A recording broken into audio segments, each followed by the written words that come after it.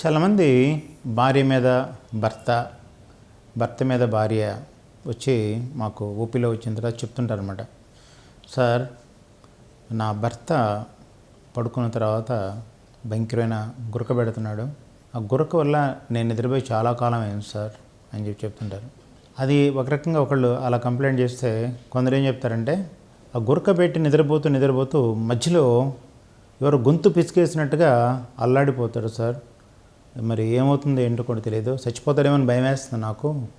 వారికైతే అసలు తెలియదు, అది లేచి అటు ఇటు తిరుగుతాడు, అది కూడా నాకు కనిపిస్తాను ఉంటుంది, దానివల్ల నిద్ర చాలా కష్టంగా ఉంటుంది సార్ నాకు అని చెప్తారు. కొందరు పేషెంట్లు ఏవో చెప్తుంటారు, సార్ నాకు రూమ్లో పడుకుంటే ఆక్సిజన్ అందట్లేదు అనిపిస్తుంది నాకు, అందుకని ఎప్పుడైతే నాకు నిద్రపోవడానికి వీలు కానప్పుడు, శరీరానికి ఆక్సిజన్ అందట్లేదు అనిపించినప్పుడు నేను బయటికి వెళ్ళి మంచి గాలిలో అటు ఇటు తిరిగితే కానీ నాకు ఆక్సిజన్ శరీరానికి సరిపోక తిరిగి ఆక్సిజన్ అందిన తర్వాతే వచ్చి పడుకుంటే కానీ నిద్రపట్టలేదు సార్ అని చెప్తుంటారు. ఇవన్నీ కారణాలు ఏంటంటే, ఒకటి గుర్తుపెట్టుకోండి సార్, నా లావుకి అసలు గురక్కి సంబంధం ఏంటి అని చాలామంది అడుగుతుంటారు. పుట్టినప్పుడు విండ్ పైప్ అంటే మనం గాలి శ్వాస తీసుకునేటువంటి నాళాన్ని విండ్ పైప్ అంటాం అనమాట. విండ్ పైప్ సైజు ఇంతే ఉంటుంది. దానికి తగ్గట్టుగా మనం శరీరం కూడా పెరుగుతూ ఉంటుంది. పెరుగుతూ ఇది కొంచెం సైజులు మారుతూ ఉంటాయి. సరే, మనం చిన్న ఎగ్జాంపుల్ ఒకటి చెప్తాను అనమాట. మామూలుగా నా దగ్గరికి వచ్చే వారికి కూడా చెప్తుంటాను. ఏంటంటే, ఒక చిక్కుడు చెట్టు, ఒక పొట్ల చెట్టు లేదా బీర చెట్టు పాకించాలని ఒక పందిరి వేసుకుంటారు మీరు. పందిరికి 4 గుంజలు వేస్తారు, తన పైన బొంగులు వేస్తారు, తర్వాత కడతారు. ఈ పాకుతూ ఉంటాయి. ఎక్కడో బై మిస్టేక్ ఈ యొక్క గుమ్మడి గింజ పడుతుంది. అక్కడ గింజ పడి గుమ్మడి చెట్టు దాని మీద పాకుద్ది. చిక్కుడు చెట్టు, పొట్ల చెట్టు, బీర చెట్టు పాకినంతకాలం, కాయలు కాసినంతకాలం ఆ పందిరి ఏమీ కాదు. ఒక గుమ్మడి చెట్టు పెరిగి పెద్ద గుమ్మడికాయ కాస్తే ఏమవుతుందంటే, మీరు కాయ సైజు పెరిగే కొంది కాయ సైజు పెరిగిపోతుంది, బాగుంది, లావెక్కుతుంది అని చెప్పి అనిపిస్తా చాలా ఆనందపడుతుంటాం. కానీ ఆ పందిరి ఈ గుమ్మడికాయని భరించలేక కుప్పగూలిపోతుంది.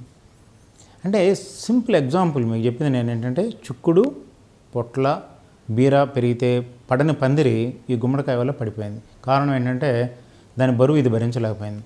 అలానే శరీరం మొత్తం కూడా మీ చేతుల్లో కావచ్చు, కాళ్ళల్లో కావచ్చు, కీళ్ళల్లో కావచ్చు. కాలు ఇచ్చాడు దేవుడు, కాళ్ళు ఇచ్చి 2 ఎముకల మధ్య ఒక పలుచటి ఒక పొర ఇచ్చాడు. దాన్ని కార్టిలేజ్ అంటారు. మృదులాస్థి అని తెలుగులో చెప్పుకుంటాం. అవి చాలా స్పాంజెస్ లాగా, అంటే మెత్తగా ఉంటాయి అన్నమాట. ఎందుకంటే ఎముక ఒకదానికి ఒకటి రాపిడి జరిగితే మనకు శబ్దాలు వస్తుంటాయి. ఆ నొప్పి భరించలేకపోతాం, ఆ కీళ్ళకి భరించలేకపోతుంటాం. మరి ఈ చక్కగా మెత్తగా ఉండేటువంటి కీళ్ళ మీద ఒత్తిడి పడితే మనకి కాళ్ళ నొప్పులు వస్తుంటాయి. మరి ఈ విండ్ పైప్ గురించి, మరి పెద్ద శరీరాన్ని పెంచేసుకొని వాళ్ళు నడుస్తున్నప్పుడు కూడా రొప్పుతుంటారు. అంటే ప్రతి అడుగు కూడా మనకు శరీరానికి ఆక్సిజన్ కావాలి. మనం తీసుకునే గాలిలో ఆక్సిజన్, రక్త సరఫరాలో ఆక్సిజన్ ఉండి ఆక్సిజన్ శరీరంలో ప్రతి కణానికి వెళ్ళాలి. వారు బుసగొడుతున్నట్టుగా అనిపిస్తుంది. ఒక పెద్ద దున్నపోతు కానీ ఒక ఎద్దు కానీ వస్తుంటే దానికి రంకె వేసింది, లేదంటే గాలి తీసుకుంటే మనకు బుస వినిపిస్తున్నట్టుగా వీళ్ళు బుస కొడుతున్నట్టుగా అనిపిస్తుంది. నిన్ననే ఒక పేషెంట్ వచ్చారు. వారు బరువు 150 కిలోలు ఉన్నారు. వారు హైట్ 5'5" ఎంతో ఉంటారు, అంతే.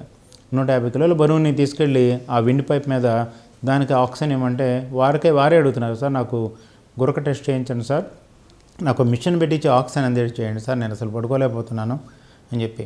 తర్వాత నిన్న ఒక తల్లి వచ్చి చెప్పుద్ది, సార్ పని ఎలా చేస్తారో పని చేయమంటే చేయరు వీరు, మా వారు కుర్చీలో కూర్చుంటున్నారు, నోరు తెరిచి పడుకుంటున్నారు, చొంగ కారిపోతూనే ఉంది.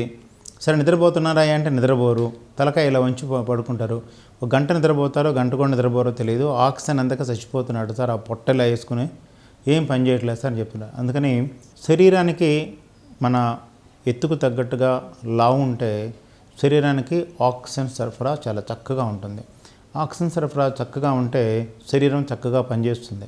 తర్వాత మరి ఆక్సిజన్ సరఫరా తగ్గిందని ఎలా తెలుసుకోవాలి అంటే, వీళ్ళు ఏం చేస్తారంటే, నేను అడుగుతుంటా, ఏమండి మరి గురక ఉందండి మీకు, రాత్రిలో గురక పెడతారంటే, నాకు అసలు తెలియదు సార్, నేను బ్రహ్మాండ నిద్రపోతున్నా అని చెప్తారు. మీకు తెలియదని మీ భార్యని అడిగితే చెప్తారండి, మీరు నిద్రపోతున్నారు లేదా గురక పెడుతున్నారు అంటే తర్వాత మరుసటి నెక్స్ట్ విజిట్ వచ్చినప్పుడు చెప్తుంటారు, సార్ మీరు కరెక్ట్ సార్ చెప్పింది, మా ఆవిడ చెప్తుంది నేను భయంకరంగా గురక పెడుతున్నానంట, తర్వాత అటు ఇటు పుల్లుతున్నానంట, సరిగ్గా కూడా నిద్రపోవట్లేదంట, నాకు ఆక్సిజన్ చాలట్లేదని కూడా అనిపిస్తుంది, మీరు చెప్పింది కరెక్ట్ సార్ అని. సో ఎందుకని ఏంటి గురక వల్ల అసలు ఎక్కడ సమస్యలు ఏంటి, ఈ లావు పెరగడం వల్ల గురక అసలు ఎందుకు వస్తుంది, ఎక్కడ అడ్డంకులు ఉంటాయి? మొదటి గేట్ ఏంటంటే మన గాలి లోపలికి పోవడానికి ముక్కు. మరి ముక్కు వల్ల గురక వస్తుందా, ముక్కు వల్ల శబ్దం వస్తుందా అంటే అవునండి. ముక్కుదులో వంకరున్నా శబ్దం వస్తుంది గాలి తీసుకుంటా ఉంటే. ముక్కులో ద్రాక్ష గుత్తులాగా పెరుగుతాయి, దాన్ని పాలిప్స్ అంటారు అనమాట. ఆ పాలిప్స్ వల్ల కూడా గాలి తీసుకోవడానికి కష్టంగా ఉంటుంది, గాలి తీసుకునేటప్పుడు లేకపోతే వదిలేటప్పుడు శబ్దం వస్తుంటుంది. తర్వాత లోపల టర్బినేట్స్ అని ఉంటాయి, టర్బినేట్స్ ఉబ్బినా కూడా ఎలర్జీ వల్ల కావచ్చు, ఇన్ఫెక్షన్ వల్ల కావచ్చు, ఈ ఉబ్బినా కూడా మనకి గురక వస్తుందన్నమాట. సరే, ఇది పెద్దోళ్ళు గురించి. తర్వాత లోపలికి వెళితే ఏమవుతుందంటే నాలుక. మీరు ఎంత లావెక్కుతారో మీ నాలుక కూడా అంతే మందంగా తయారవుతుంది.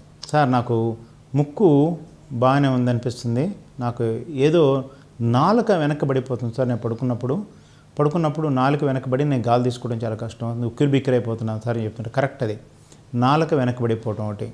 సరే, మరి పెద్దల్లోనైనా ఈ గురక లావుగా ఉన్నటువంటి పెద్దల్లోనైనా పిల్లల్లో కూడా వస్తుందంటే పిల్లల్లో కూడా వస్తుంది. లావుగా ఉండేటువంటి పిల్లలకి వాళ్ళ గురక వస్తుంది.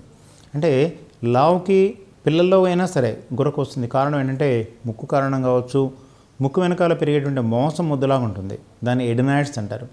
ఈ ఎడినాయిడ్స్ ముక్కు వెనకాల మూసివేయడం వల్ల గురక వస్తుంది. తర్వాత గొంతులో టాన్సిల్స్ అని ఒక బాదంకాయ షేప్లో ఇలా ఉంటాయన్నమాట.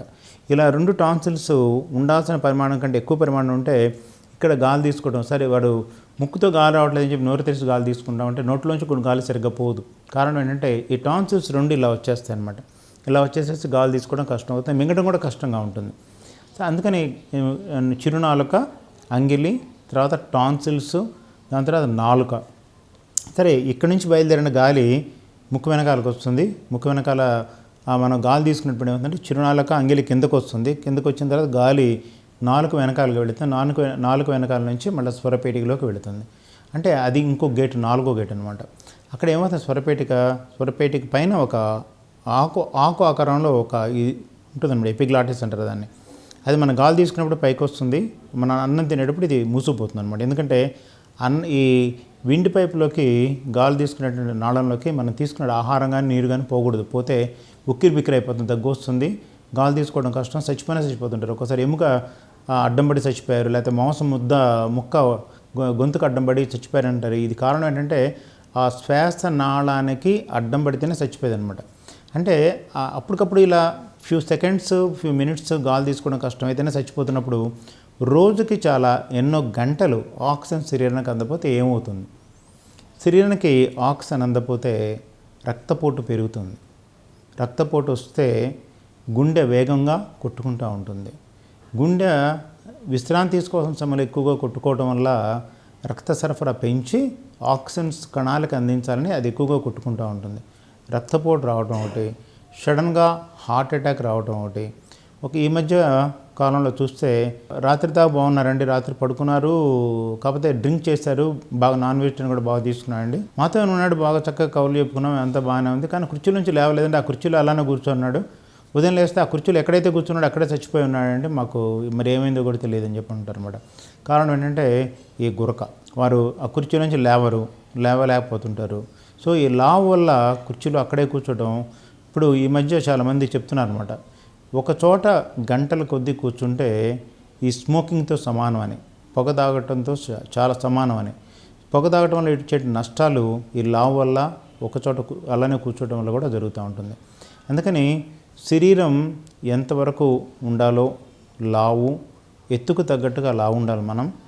ఎప్పుడైతే గాలి తీసుకోవడం కష్టం అవుతుందో, గాలి తీసుకోవడం కష్టమైనప్పుడు డాక్టర్ని సంప్రదించి ఈ మొదట భాగమైనటువంటి ముక్కు దగ్గర నుంచి స్వరపేటిక దాకా ఏమైనా అడ్డంకులు ఉన్నాయో చూసుకోవాలన్నమాట.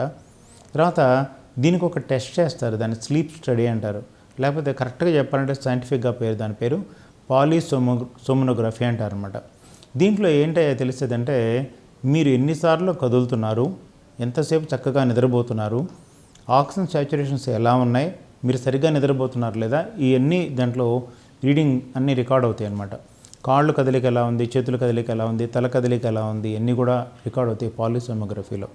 దాంట్లో ఒక ఇండెక్స్ ఉంటుంది. ఆ ఇండెక్స్ మనకు చెప్పుద్ది అనమాట మీరెంత క్షేమకరంగా ఉన్నారు లేదని. ఎప్పుడైతే దాంట్లో మీ ఆక్సిజన్ సాచురేషన్స్ మీ చక్కగా నిద్రపోవట్లేదని ఒక రిపోర్ట్ వచ్చిందో దాని ప్రకారం మనం శరీరానికి ఆక్సిజన్ అందేట్టుగా చేయాలి. మరి శరీరానికి ఆక్సిజన్ అందేట్టుగా ఏం చేస్తారంటే ఒక మిషన్ పెడతాం అనమాట. దాని ఒక మిషన్ పేరు సిప్యాప్ అంటారు, ఇంకో మిషన్ పేరు బీప్యాప్ అంటారు అనమాట. ఇవేం చేస్తాయి అంటే ఆక్సిజన్ శరీరానికి అందిస్తూ ఉంటుంది. సో ఆక్సిజన్ తీసుకుంటూ ఉండాలి. సరే, తర్వాత డాక్టర్ గారు నేను ఒక జోక్ ఉంది ఏంటంటే అమెరికాలో అంట వారు ఏదైనా ఊరికి వెళ్తుంటే భార్యని మాత్రం మర్చిపోతారంట, కానీ ఈ సిప్యాప్ మిషన్ తీసుకెళ్ళేది మాత్రం మర్చిపోరంట. ఎందుకంటే ఆక్సిజన్ లేకపోతే వాళ్ళు బ్రతకలేరు కదా. భార్య లేకపోయినా పర్వాలేదు, ఏదో అడ్జస్ట్ అవుతాం, కానీ ఆక్సిజన్ లేకపోతే బ్రతకలేం. అందుకని సిప్యాప్ మాత్రం తప్పకుండా తీసుకెళ్తారంట. అది ఒక జోక్ లాగా మనం చెప్పుకుంటూ ఉంటారు అమెరికాలో. అలానే ఆక్సిజన్ శరీరానికి చాలా ముఖ్యమైనది. ఆక్సిజన్ తప్పకుండా మనం జాగ్రత్త తీసుకోవాలి. తర్వాత డాక్టర్ ఈ సిప్యాప్ పెట్టుకోవడం అయిపోయింది, బీప్యాప్ పెట్టుకోవడం అయిపోయింది, దీనివల్ల నాకు ప్రయోజనం కనిపించలేదు, దానికి మరి ఇంకేమైనా చేసి నాకు ఆక్సిజన్ అందించేట్టుగా శరీరానికి చేయగలరంటే అవును చేయొచ్చు. దీనికి ఒక స్టడీ చేస్తాను అనమాట. ఏంటంటే మత్తిచ్చి మీరు గాలి తీసుకునేటప్పుడు ముక్కు ఎలా పనిచేస్తుంది, ముక్కు వెనకాల స్థలం ఎలా ఉంది, నాలుగు వెనకాల స్థలం ఎలా ఉంది, అంగిలి చిరునాలుగు వెనకాల స్థలం ఎలా ఉంది, ఇవన్నీ కూడా స్టడీ చేస్తారనమాట. అది డ్రగ్ ఇండ్యూస్డ్ స్లీప్ స్టడీ అంటాం అనమాట. ఆ స్టడీ చేస్తే ఎక్కడ ఎలా ఉంది, ఆక్సిజన్ ఎలా పోతుందో మనం తెలుసుకుంటాం అనమాట. సో దాని తర్వాత ఇంకోటి డైనమిక్ ఎంఆర్ఐ అని ఒకటి ఉంటుంది అనమాట. మీరు నిద్రపోయేటప్పుడు ఒక ఎంఆర్ఐ చేస్తాం అనమాట. ఎక్కడెక్కడ అడ్డంకులను తెలుసుకొని దానికి తగ్గట్టుగా శస్త్రచికిత్సలు కూడా ఉన్నాయన్నమాట. ఈ శస్త్రచికిత్సలు కూడా చేయించుకోవాల్సి వస్తుంది. నాకు ఫలితం 100% దక్కుద్దా అంటే దక్కదు. మరి ఏమి చేయాలి అంటే మీరు బరువు తగ్గాలి. బరువు తగ్గడం చాలా ముఖ్యమైనది. కొందరు సన్నగా ఉండి కూడా ఈ గురకతో వస్తుంటారు. మరి వారు ఏం చేయాలంటే ఇవన్నీ చిరునాలుక పొడుగ్గా సాగటం, చిరునాలుక లావుగా ఉండటం, అంగిలి సాగి వెనక్కబడిపోవటం ఇవన్నీ జరుగుతూ ఉంటాయి. కొందరికి ఈ గడ్డం ఇక్కడ ఉండాల్సిన గడ్డం ఇక్కడ ఉంటుందన్నమాట. దాన్ని రెటినోగ్నాథియా అంటారనమాట. మరి ఇది మ్యాండిబులర్ అడ్వాన్స్మెంట్ సర్జరీ, ఇది కూడా చేయాల్సి రావచ్చు అనమాట. అందుకని సమస్య ఏమిటి అన్నది ఒక ఈఎన్టీ డాక్టర్ మాత్రమే మీరు చక్కగా మిమ్మల్ని పరీక్ష చేయగలుగుతాడు. ఆ సమస్య తగ్గట్టుగా ఏం చేయాలని కూడా మీకు సూచనలు ఇస్తాడు. వారు కూడా ప్రతిదానికి ఆపరేషన్ అనే పదం వాడరు అనమాట. మీకు ఆపరేషన్ లేకుండా కూడా ఈ మిషన్తో ఉన్న ఆక్సిజన్ అందేట్టుగా చూసుకొని మీరు చక్కగా ఉండటం కోసం ప్రయత్నం చేస్తారు. అది కానప్పుడు బరువు తగ్గమని చెప్తూ ఉంటారు. బరువు తగ్గడం ఒకటి, ఆక్సిజన్ మిషన్తో మీరు అడ్జస్ట్ అయిపోయి బాగుంటే ఆపరేషన్ దాకా వెళ్ళాల్సిన అవసరం లేదు. ఒకటే గుర్తుపెట్టుకోండి, ఆపరేషన్ చేసినా ఆక్సిజన్ మిషన్ పెట్టుకున్నా మీరు బరువు తగ్గిన గురక మీకు ఒక 60 నుంచి 70% వరకే తగ్గుతుంది. 30% గురక జీవితాంతం ఉంటుంది. ఈ 30% గురక వలన ప్రాణాపాయం మాత్రం ఉండనే ఉండదు. మరి ఈ 70% మనకి ఫలితం దక్కింది కదా, దానివలన మన బీపీ పెరగటం కానీ, బీపీ పెరిగితే షుగర్ రావటం కానీ, తర్వాత హార్ట్ అటాక్స్ రావటం కానీ ఇవన్నీ కూడా మనం నిరోధించవచ్చు అనమాట. అందుకని మన వయసుకు తగ్గట్టుగా, మన ఎత్తుకు తగ్గట్టుగా, మన శరీర ఆకృతి పరిమాణం ఉండేట్టుగా మనం చూసుకోవాలన్నమాట. అందుకని దయచేసి లావెక్కకండి, లావెక్కి గురక బారిన పడకండి.